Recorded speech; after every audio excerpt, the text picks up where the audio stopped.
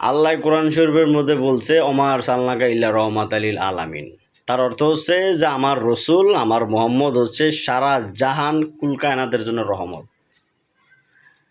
এখন তোরা নামাজ পড়স, তোরা কোরআন তেলাওয়াত করস, খতম করস, এত কিছু কইরা তোরা রসুলের জন্য বুক সায়া দেস, রসুলের জন্য দোয়া করস, সব নজর রসুলের রজা পাকে পৌঁছাস। তুই বুঝস তুই কোন লেভেলের বেদব হইছস? আল্লাহ কইছে রসুল হচ্ছে বিশ্বজাহানের জন্য রহমত। বেটা তার কাছে তুই রহমত ভিক্ষা চাবি বেটা?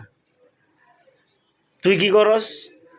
তুই বিভিন্ন ইবাদত বন্দি কইরা এই সব নজর পৌঁছাস রসুলের আরওয়া পাকে, রজা পাকে, রসুলের এখানে কুটি কুটি কোন বাড়ায়া কি তোরা কি কোন লেভেলের কানা হইছ ভাই? হাদিস কোরআন পড়স না, না কানার মতন খালি বিশ্বাস করস? আল্লাহ কইছে রসুল হচ্ছে রহমত, আর তুই করস তার জন্য দোয়া। আহা!